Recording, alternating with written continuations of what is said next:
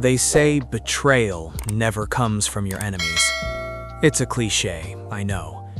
But until you feel the ground literally disappear beneath your feet, until you look into the eyes of the person you love most and realize you are staring at a complete stranger, you don't really understand what that phrase means.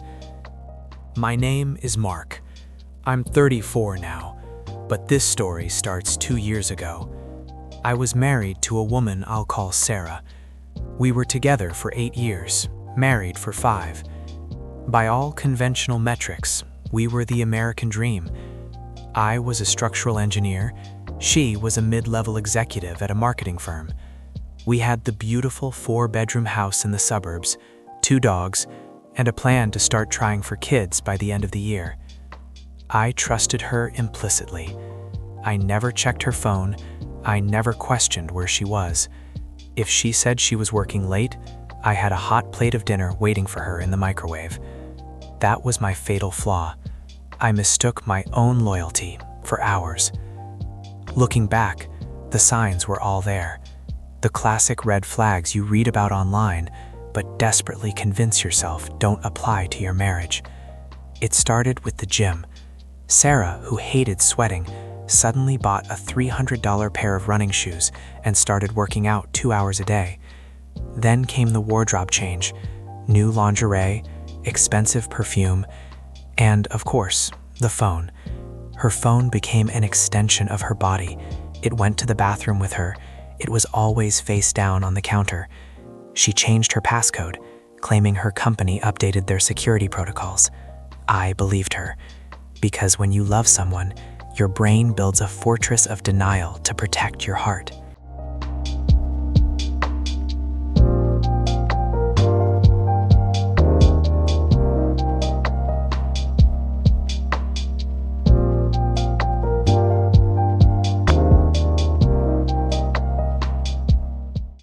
The truth didn't come out in a dramatic confrontation. It came out because of an old, cracked iPad. It was a Tuesday night.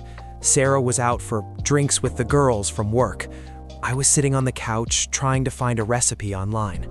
My phone was charging upstairs, so I grabbed her old iPad from the coffee table drawer. She hadn't used it in months. I turned it on, and the moment it connected to the Wi-Fi, it chimed. Then it chimed again, and again. A rapid-fire sequence of notifications. I froze. My eyes locked onto the screen. They were iMessages. Because she hadn't updated the software on this old device, it bypassed whatever new security she had on her phone and synced directly from her iCloud. The contact name was David, Operations. David was her boss, a 50-year-old married man with 2 kids in college.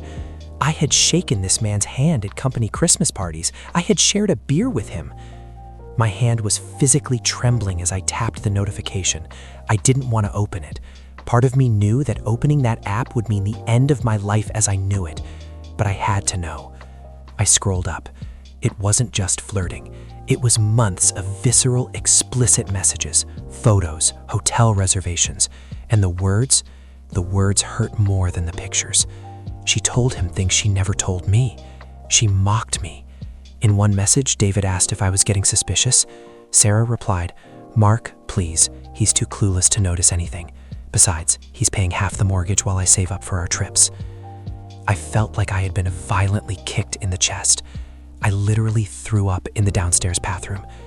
I sat on the cold tile floor for 2 hours, staring at the wall, while my entire reality fractured into a million pieces. When I heard her key in the lock around 11 p.m., a strange, terrifying calm washed over me. The loving husband in me died on that bathroom floor. What stood up was a man who had nothing left to lose.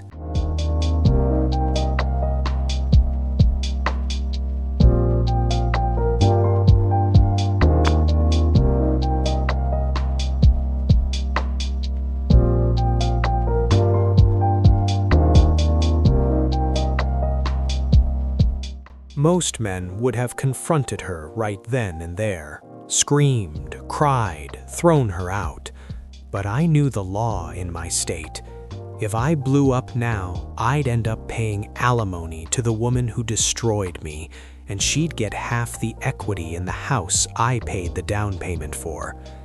I walked out of the bathroom, smiled, and asked her how her drinks were. She kissed my cheek.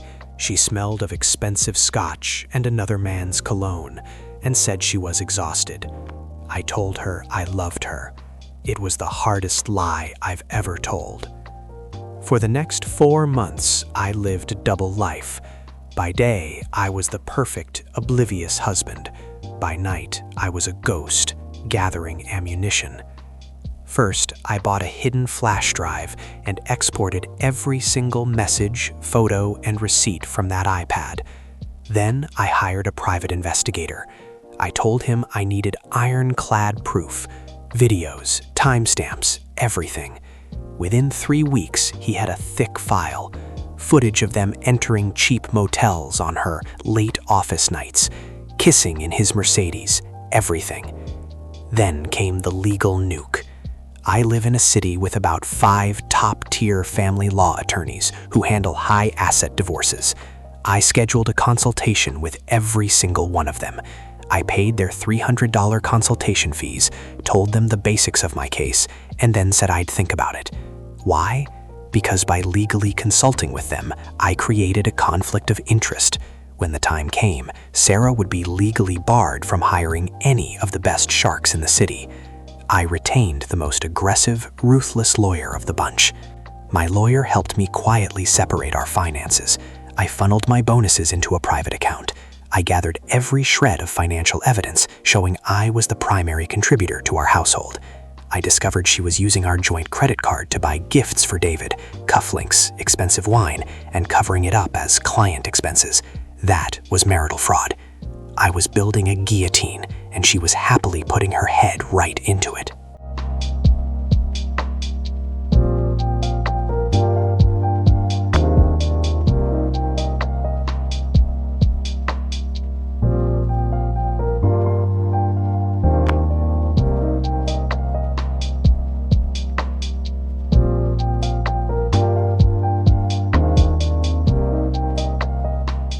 The hardest part was picking the date, but the universe has a funny sense of irony.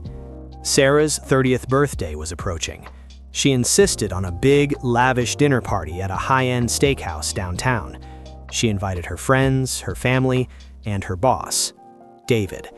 He came with his wife, Claire, a lovely, sweet woman who had no idea her husband was a monster. There were about 20 people at the long table. The wine was flowing, people were laughing. Sarah was wearing a dress I bought her, holding David's hand under the table. I know because the PI had planted a tiny camera in a floral arrangement on my instructions. Dessert arrived, and it was time for the toasts. People clinked their glasses. Her father spoke, then her best friend. Then I stood up. I tapped my glass with a knife. The room went silent. I looked at Sarah. She smiled at me, that fake, sickeningly sweet smile. "I have a special gift for Sarah," I said, my voice projecting clearly across the room. "But it's a bit unconventional. In fact, I brought copies for everyone." From under my chair, I pulled out 20 thick, professionally bound manila folders. I handed a stack to the waiter and tipped him a $100 bill to pass them around the table. Sarah looked confused. "Mark, what is this?" "Open it," I said, my voice deadpan. Around the table, 20 people opened their folders simultaneously. Inside were 8x10 glossy photographs from the private investigator, full-color shots of Sarah and David walking out of a motel, screenshots of their most graphic text messages, and on the very first page, a copy of the divorce papers already filed with the court, citing adultery and financial fraud. The reaction was a wave of pure chaos. Sarah's mother gasped and dropped her wine glass. It shattered on the floor. Sarah looked at the paper, the blood instantly draining from her face. She looked like she had seen a ghost. She tried to speak, but only a choked, pathetic noise came out. But the best reaction, that was Claire, David's wife. I watched Claire turn the page, see a photo of her husband kissing my wife, and slowly turn her head to look at him. David looked like a fish suffocating on land. He tried to grab the folder from her. "Claire, it's a fake, it's AI, I swear," he stammered. Claire didn't scream. She picked up her full glass of red wine, dumped it directly over David's head, stood up, and walked out of the restaurant without saying a single word. I looked back at Sarah. She was crying hysterically now, reaching out for me. "Mark, please, let's go home. We can talk about this." We don't have a home anymore, Sarah, I said smoothly. My lawyer will contact your lawyer. Oh wait, you'll need to find a lawyer outside the city. The top 5 here are already conflicted out. Good luck. I threw $1,000 in cash on the table to cover my meal and the tip, turned my back on the screaming, crying mess of a birthday party, and walked out into the cool night air. I got into my car, drove to a hotel I had already booked, and slept for a solid 12 hours. It was the best sleep I'd had in months.